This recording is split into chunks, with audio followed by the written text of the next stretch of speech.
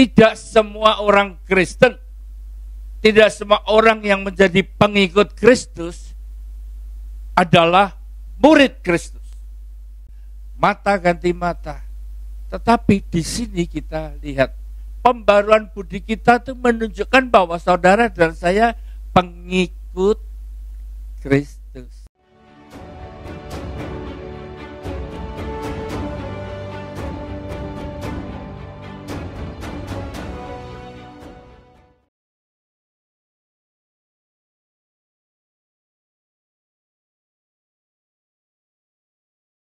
Kita akan mulai hari ini dengan kebenaran firman Tuhan. Ada berapa banyak orang Kristen di ruangan ini? Iya, udah mulai bingung kan? Pertanyaannya adalah, sampai seberapa kekristenan kita? Mari kita lihat bersama-sama. Yang kita lihat bukan kiri kanan kita, tapi yang kita lihat adalah diri kita masing-masing. Supaya kita tahu level kekristenan kita itu sampai di mana? Roma 12 ayat 1. Karena itu saudara-saudara, demi kemurahan Allah, aku menasihatkan kamu supaya kamu mempersembahkan tubuhmu sebagai persembahan yang hidup, yang kudus, dan yang berkenan kepada Allah. Itu adalah ibadahmu yang sejati. Janganlah kamu menjadi serupa dengan dunia ini, tetapi berubahlah oleh pembaharuan budimu, sehingga kamu dapat membedakan manakah kehendak Allah, apa yang baik, yang berkenan kepada Allah, dan yang sempurna. Melalui ayat ini saya merindukan kita semua dibukakan oleh Tuhan tentang perjalanan kehidupan kita menjadi Kristen atau pengikut Kristus. Saudara, manusia terdiri dari tubuh, jiwa, dan roh. Kita semua sudah tahu. Tetapi kalau kita perhatikan tubuh, untuk menjadi orang Kristen, di dalam tubuh kita, kita taruh salib. Apakah itu dari kayu? Apakah itu dari plastik? Dari gading, perak, dari emas? Orang yang di lehernya kalau wanita, ya, atau di telinganya kalau ada anting-anting dengan tanda salib, maka orang akan berkata ini orang Kristen. Betul ya? Coba lihat kiri kananmu, sudah pakai kalung. Kita bisa berkata Kristen kalau kita punya bapak dan ibu Kristen. Kita mengaku Kristen. Atau sekolahan kita, sekolahan Kristen. Walaupun semua yang saya katakan tadi tidak menjamin bahwa kita benar-benar memiliki kekristenan yang menyenangkan akan hati Tuhan. Namanya mengikut Kristus. Saya ngomong di sini, perhatikan baik-baik. Tidak semua orang Kristen, tidak semua orang yang menjadi pengikut Kristus adalah murid Kristus. Loading dulu ya. Kadang-kadang internetnya kan terganggu. Loadingnya lama. Tidak semua pengikut Kristus adalah murid Kristus.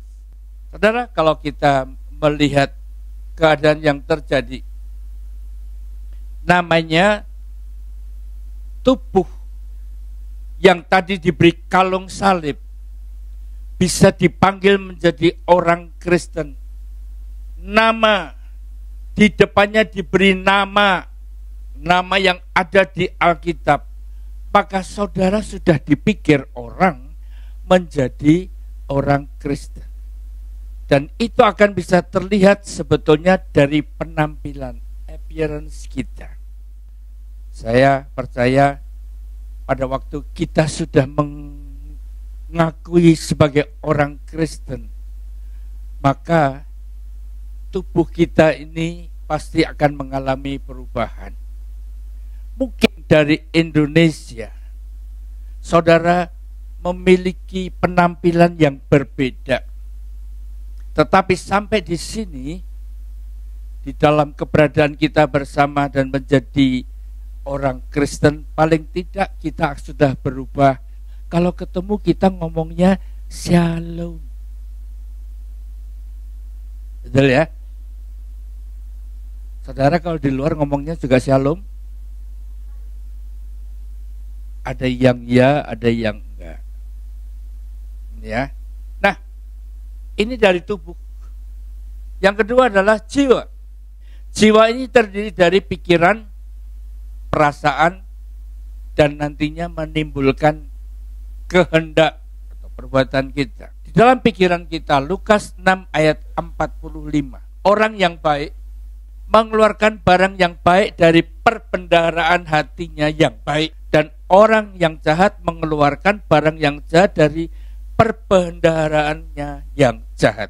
Karena yang diucapkan mulutnya meluap dari hatinya. Untuk mengalami perubahan pikiran, metanoia, maka kita perlu untuk upload, kita perlu untuk membaca Alkitab. Karena kalau firman yang kita taruh dalam pikiran kita semakin lengkap yang kita baca, maka kita akan memiliki perbendaharaan yang lebih banyak dan lebih lengkap.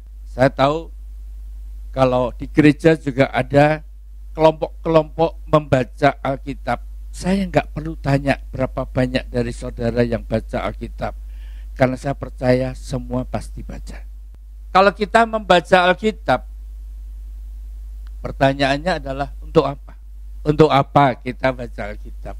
Ya, karena ada kelompok gemar membaca Alkitab, dan di dalam kelompok ini ada target satu hari berapa pasal? Ada yang 3. Kalau sampai jam 10 malam saudara belum membaca, setorannya paling lambat jam 12. Kira-kira bagaimanakah caranya saudara membaca Alkitab? Soalnya kalau lapor dan belum membaca kan dosa. Saya tahu di sini pasti nggak ingin berbuat seperti itu kan. Maka supaya nggak berdosa, bacanya dicepatin. Setelah itu baru lapor, send. Pertanyaan sekarang, ada berapa banyak saudara yang membaca Alkitab dan nggak tahu artinya? Pernah baca dan nggak tahu? Coba angkat tangan. Jangan diturunkan ya. Kalau nggak tahu saudara tanya kemana? Bah Google, cari seniormu, cari mentormu, cari gembalaku, cari pendidik, cari koordinator, kalau perlu cari kepada kami berdua. Karena kalau saudara membaca firman Tuhan dan saudara nggak tahu, dan kemudian dibiarkan tetap nggak tahu, maka sampai Tuhan datang juga nggak akan tahu. Sayang kan? Oleh karena itu, ayo, jangan cuma sekedar baca, tapi ada goal di situ. Kalau ada yang nggak tahu, cari sampai tahu. Banyak sarana yang kita bisa pakai. Beli Alkitab Hidup yang berkelimpahan, ada konkordansi, ada kamus Alkitab. Maka saudara akan menemukan jawaban demi jawaban itu. Yang berikutnya, pernahkah saudara menemukan ayat yang belum pernah saudara lakukan? Berani ngaku? Kalau berani ngaku angkat tangan. Aku baca ayat ini tapi aku belum pernah lakukan. Saudara mau melakukan enggak? Kalau saudara enggak mau melakukan, percuma saudara baca Alkitab. Karena Alkitab itu untuk mengoreksi hidup kita, untuk membenahi masa depan kita. Kalau kita membaca cuma dibiarin saja dan enggak peduli, maka percumalah kita membaca Alkitab. Maka di sini kita perlu untuk membaca sampai kita tahu, bahkan kita menemukan kekurangan kita, apa yang belum kita lakukan. Maka kita punya tekad, mulai hari ini aku harus melakukannya. Kalau nggak mampu, minta pertolongan daripada Roh Kudus. Lihat adik-adikmu yang di HMC, ada berapa banyak peserta HMC di ruangan ini? Coba yang baru tanggal 1 tuh 2, 3. Saya memperhatikan bagaimana Tuhan memberikan kekuatan kepada mereka. Ada yang memiliki kebencian sama bapaknya, tapi melalui HMC dia berani untuk membuat kesaksian. Aku ampuni bapakku dan aku akan telepon sama bapakku membereskan semuanya. Saudara, ini merupakan sesuatu yang harusnya menjadi kerinduan setiap kita. Ada pembaruan budi yang terjadi dan kita tidak lagi sama dengan dunia. Kalau dunia kita melihat bagaimana benci itu, kadang-kadang kita perlu lakukan pembalasan, mata ganti mata. Tetapi di sini kita lihat pembaruan budi kita itu menunjukkan bahwa saudara dan saya pengikut Kristus. Ya, ampunilah musuhmu. Wah, selamat gak punya musuh. Ya, berkati orang yang menganiaya kamu. Yang menganiaya itu kalau gak dekat gak mungkin, saudara. Lah majikanmu, nenek yang kau jaga, anak yang engkau harus lindungi, kita menemukan bahwa ternyata ada ayat-ayat yang belum kita lakukan. Pikiran kita sudah mulai diisi dengan hal yang baik dalam perbendaharaan hati kita yang harusnya menjadi semakin hari semakin baik. Tetapi walaupun ada di situ, belum sampai kepada langkah di mana kita melakukannya. Dan keadaan demikian itu memberikan pengaruh kepada perasaan. Kalau perasaan itu ternyata berdampak, ya, berdampak dalam kehidupan setiap kita, maka biasanya muncul, ya, muncul di dalam perkataan kita.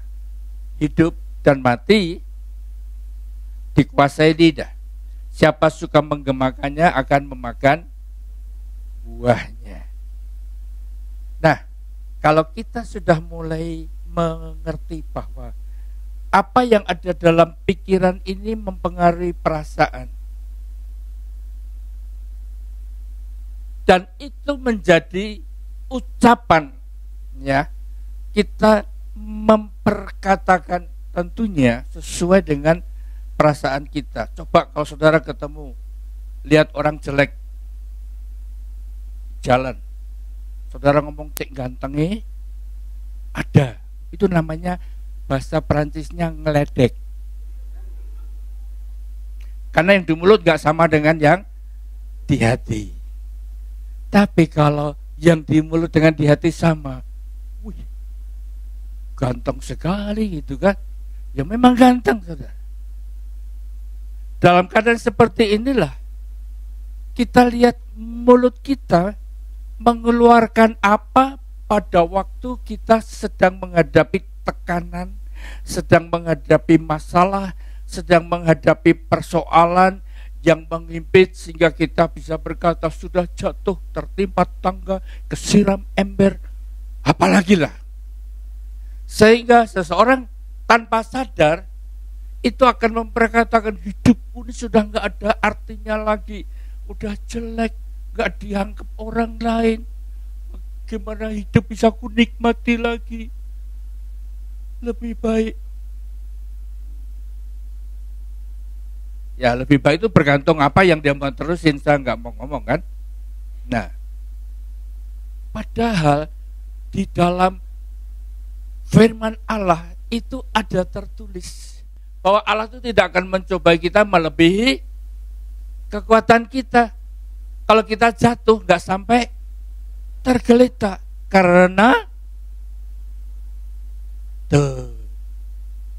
coba sudah baca ayatnya bisa lupa loh. Oleh karena itu mari kita perlu untuk menyimak perkara ini, sehingga perasaan kita waktu kita memiliki pikiran kebenaran firman Tuhan harusnya menjadi tenang, menjadi sukacita, ya, menjadi bahagia karena ada perhatian daripada Allah kita. Maka perasaan itu pada akhirnya akan mempengaruhi kehendak atau perbuatan kita. Ya. Ini otomatis. Kalau kita sedang jengkel, tanpa disadari pintu dapur itu nutupnya kenceng-kenceng. Serok sama wajan yang biasanya nggak bunyi, tambah kenceng. Itu kalau perasaannya, iya. Sehingga di dalam 1 Korintus 14 ayat 1, kejarlah kasih. Saudara, bedanya kasih sama cinta itu apa? Iya. Kalau cinta biasanya minta dibalas. Ditambah ada bumbunya namanya cemburu di situ. Tapi kalau kasih, nggak ada keinginan untuk dibalas dan tidak ada lagi rasa cemburu. Yang ada cuma belas kasihan. Dan itu akan berdampak dalam kehidupan seseorang yang mau memiliki kasih. Kejarlah kasih itu. Dan usahakanlah dirimu memperoleh karunia-karunia roh, terutama karunia untuk bernubuat. Apa yang dimaksud dengan nubuat? Yaitu ayat yang ketiga, siapa yang bernubuat, ia berkata-kata kepada manusia. Ingat ya, kepada manusia. Kalau bahasa roh, kita berkata-kata kepada Allah. Kalau bernubuat, kita berkata-kata kepada manusia. Apa yang kita katakan? Yaitu yang membangun, yang menasehati, dan menghibur. Ini bedanya. Kasih. Saya tahu bahwa kita ini punya kapasitas untuk bisa mengasihi itu terbatas. Jangan dipikir kalau sudah jadi gembala juga nggak bisa marah. Karena apa? Habis kasihnya. Kok bisa habis? Ya bisa. Tetapi kita tahu sumber kasih yang tak akan pernah habis-habisnya, dan kita bisa minta kepadanya, yaitu Allah kita, Tuhan Yesus Kristus. Sehingga pada waktu kasih itu sudah mulai habis, ya, mukanya akan kelihatan. Pernah lihat orang yang kehabisan kasih? Coba lihat sebelahmu. Kalau punya kasih akan kebaca.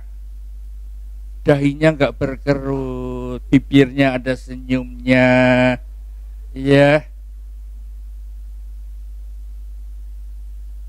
Inilah beda. Orang yang memiliki kasih itu selalu perkataannya menghibur, menguatkan, menasihati, ya, dan membangun. Sehingga kalau kita tahu perkara ini, di dalam jiwa kita yang kita perlukan adalah kasih. Dari kasih itu akan nampak dampaknya. Otomatis, refleks. Udah nggak perlu disuruh-suruh. Saat kasih itu melimpah. Saat kasih itu melimpah. Maka itu akan kebaca, akan terlihat. Akan berdampak kepada orang-orang. Bahkan tanpa perkataan. Tanpa perkataan, kasih itu sudah bisa, ya, dirasakan. Saya berikan contoh supaya saudara bisa memahami contoh sehari-hari. Suatu hari ada salah satu rekanmu yang didiagnosa oleh dokter, dia perlu untuk mengalami kemoterapi. Dia kena kanker, saudara.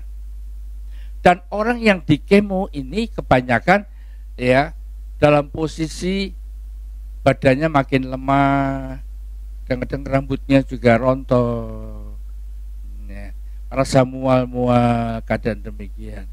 Sehingga oleh majikannya, ya, ditaruh di dalam satu pengobatan yang berseri. Berseri berarti beberapa kali, itu yang anak ini sampai 6 kali harus mengalami kemo. Nah, dibutuhkan teman yang bisa mendampingi. Puji Tuhan, kadang-kadang di saat anak ini perlu kemo, ada saja anak yang tunggu terpisah di shelter dan bersedia untuk mendampingi.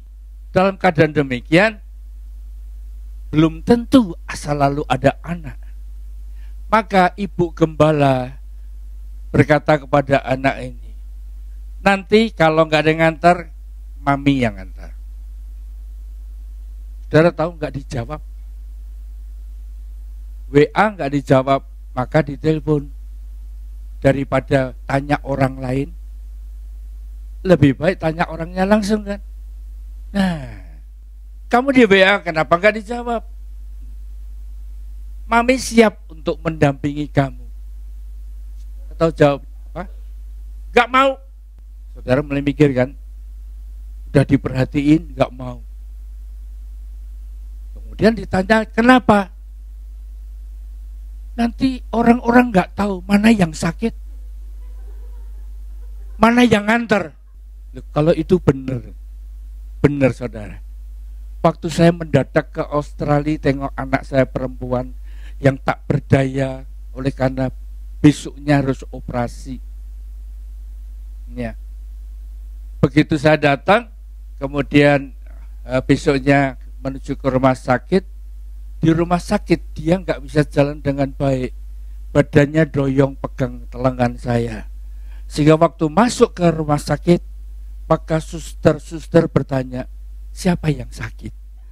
Sehingga saya bisa berkata itu benar.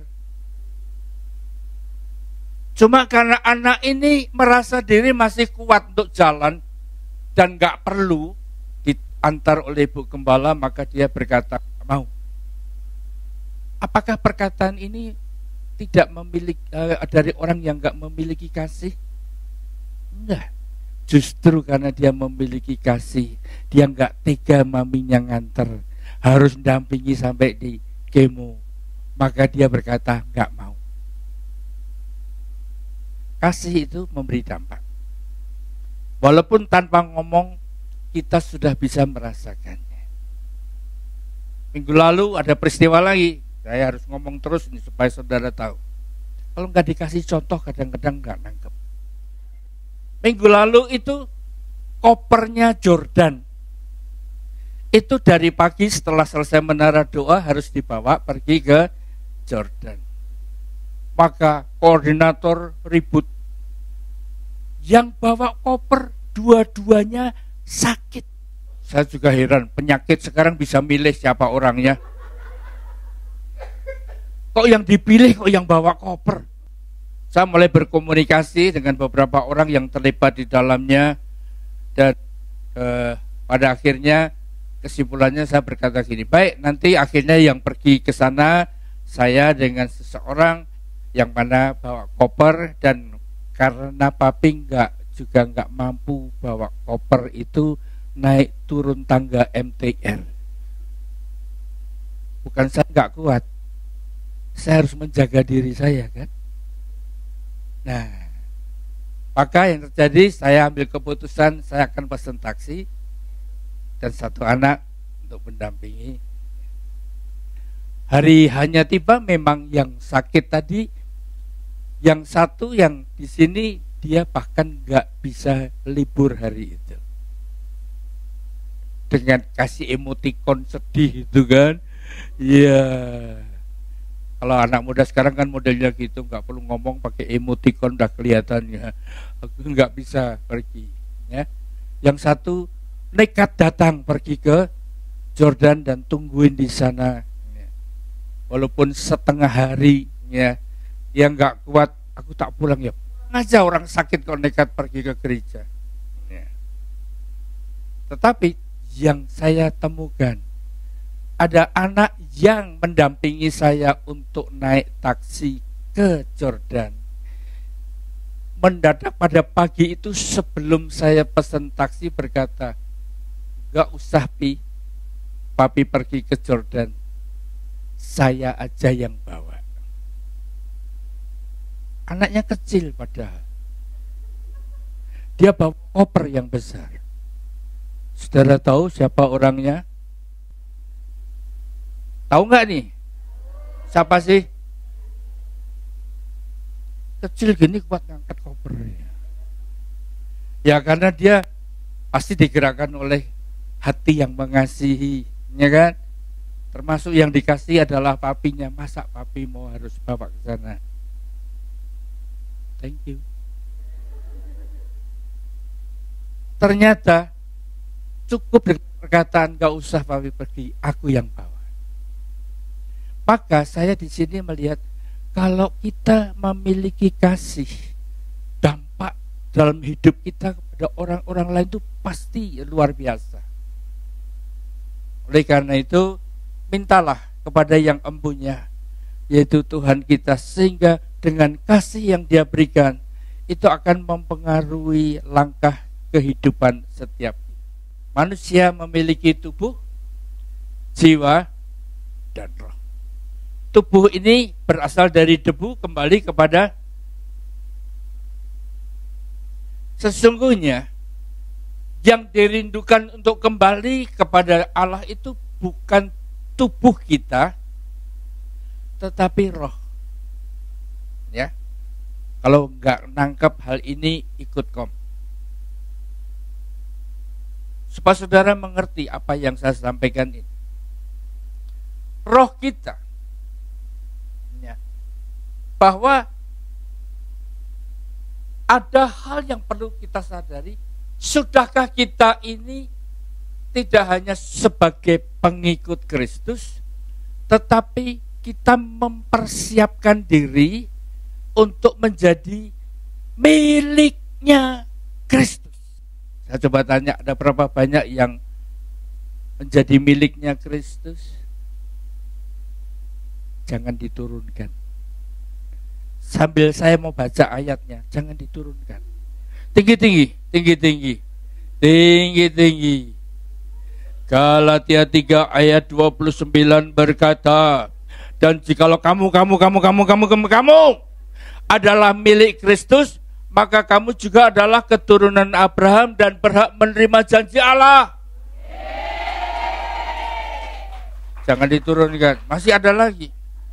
Galatia 5 ayat 24, barang siapa menjadi milik Kristus Yesus, ia telah menyalibkan daging dengan segala hawa nafsu dan keinginannya. Sudah mulai terasa ya. Gak apa-apa. Saya bukan bikin masalah untuk saudara, tapi saya ingin ajak bersama-sama menemukan jalan yang Tuhan berikan. Tubuh dari debu kembali kepada debu. Jiwa kita isi dengan kebenaran firman Allah, sehingga kita memiliki perbendaharaan, ya, hati yang baik, sehingga keluar dari mulut kita itu selalu yang baik, enggak ada yang jelek. Kita bisa pakai itu untuk menghampiri Tuhan. Kita pakai untuk menyatakan isi hati kita kepada Tuhan. Sehingga pada keadaan seperti itu kita sedang dalam perjalanan, istilah kerennya kan OTW, on the way, kita menjadi milik Kristus. Sampai nanti kita menjadi miliknya, maka kebahagiaan kita tuh akan penuh. Kemudian kalau kita sudah mengerti perkara ini, kita mengasihi Tuhan. Bukan cinta, saudara.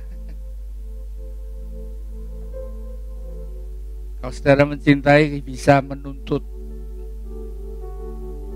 tapi kalau mengasihi nggak ada yang kita tuntut lagi. Selalu inginnya memberi. Dan di sini yang tahu persis siapa? Tuhan. Karena yang memiliki saudara dan saya bukan manusia, tetapi yang memiliki saudara dan saya adalah Kristus. Kita nggak bisa PHP sama Tuhan.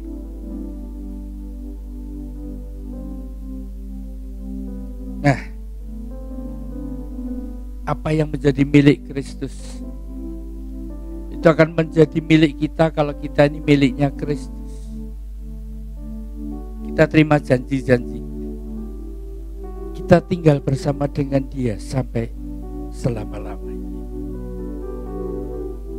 Yang perlu kita kerjakan adalah jiwa dan roh kita ini kita persiapkan untuk menunjukkan respon kita, kasih kita yang membalas akan kasihnya Tuhan. Melalui apa? Pujian, penyembahan, dan doa-doa kita. Waktu kita memperkatakan itu, biarlah itu berasal dari hati kita. Manusia bisa dibohongi, tetapi Tuhan gak bisa dibohongi. Walaupun kau sampai meler-meler, nangis-nangis, saya sebagai gembala pun bisa terkecoh. Kan ada anak yang hadir di ibadah, dari awal ibadah udah nangis, ternyata dia habis diputus pacarnya. Tapi kemarin waktu menara doa pelayan jemaat, dari awal pertama lagu itu dilantunkan, saya nggak bisa berhenti nangis. Kenapa? Apakah karena bulan lalu nggak ada menara doa? Tapi ada kehausan yang sangat, kehausan akan lawatan Tuhan.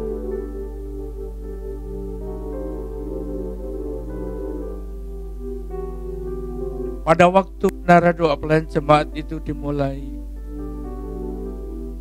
saya nggak tahu, tisu mungkin sudah habis berapa lembar di depan saya. Saya nggak peduli ada orang-orang di belakang saya, ada orang, mami juga ada di sebelah saya juga nggak peduli. Karena saya sedang dilawat oleh Tuhan. Hadiratnya itu memulihkan. Setiap pujian itu seperti keluar dari dasar hati ini. Aku juga seperti itu Tuhan. Aku juga seperti itu. Ternyata kerinduan manusia yang dilihat oleh Tuhan itu gak akan dilewatkan dengan sia-sia. Sama seperti saat ini. Kalau pujian ini engkau keluarkan dari lubuk hatimu, menyatu di dalam pujian ini, saya yakin Tuhan lihat, dan dia gak akan membiarkan saudara dibiarkan begitu saja. Dia pasti akan melawat kita. Kita tundukkan kepala, masing-masing berdoa. Aku juga rindu lawatan Tuhan. Menyembahmu Tuhan dan Rajaku, memujimu Yesus kekasih jiwaku, mengikutimu seumur hidupku, di hadirat bahagiaku penuh.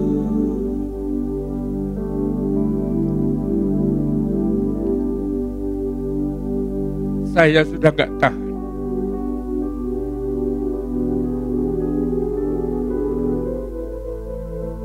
Saya merasakan lawatan Tuhan yang luar biasa. Semua pujian yang ada menjadi baru buat saya, menjadi indah karena itu melantunkan apa yang ada di dalam lubuk hati saya. Saya aminkan itu ada di hatiku Tuhan. Kebahagiaanku akan penuh oleh karena hadirat Tuhan dalam hidupku. Menyembah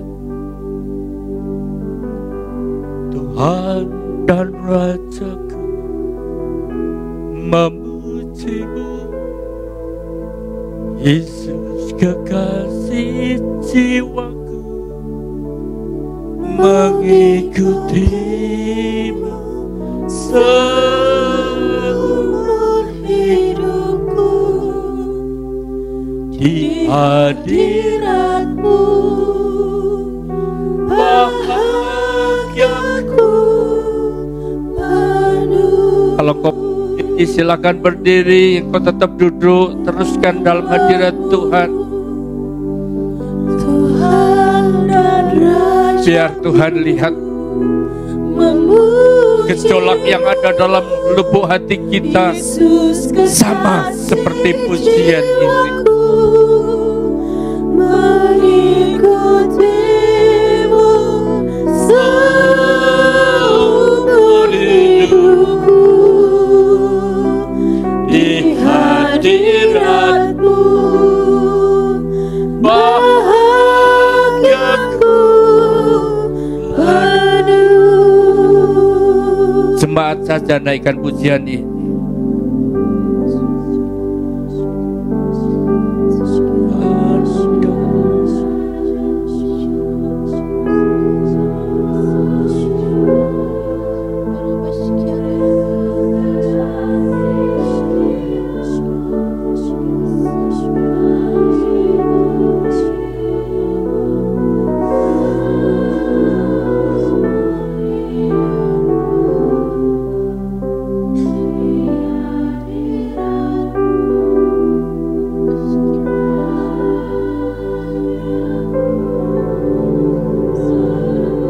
Biar musik saja yang bisa berbahasa roh, mulai berbahasa roh. Kenapa syikana yang belum bisa berbahasa roh, hampiri Tuhan.